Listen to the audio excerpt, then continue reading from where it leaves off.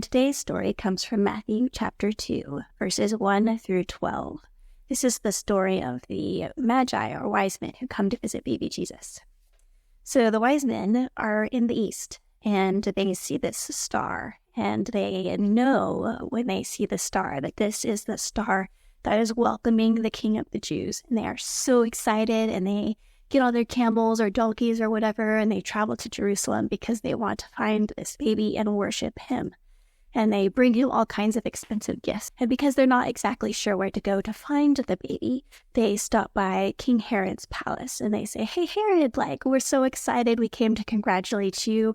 We want to worship this new baby king who's been born King of the Jews. And where is he?" And Herod says, "Yeah,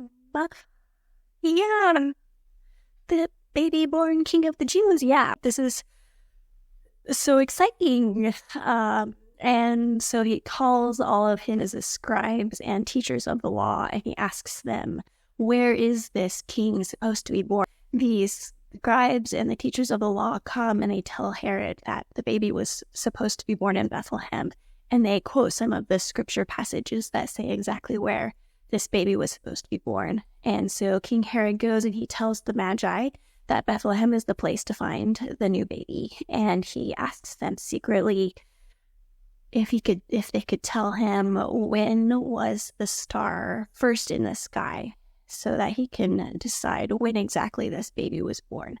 So he learns from them when the baby was born, and they take off to go to Bethlehem to find the baby. And the star stops right over the house, and they are so excited, and they go in and they bring the baby gifts of gold and of frankincense and of myrrh. And they worship the baby and are overjoyed with Mary and with Joseph about the birth of their baby. And in a dream, they were warned not to return to King Herod and tell him the location of the baby like they had promised, but to return to their own country by another way. So that is the end of the story. Please go read it for yourself. That's Matthew chapter 2, verses 1 through 12. And as you read it, ask yourself, what does this passage teach you about God? And what does this passage teach you about humanity?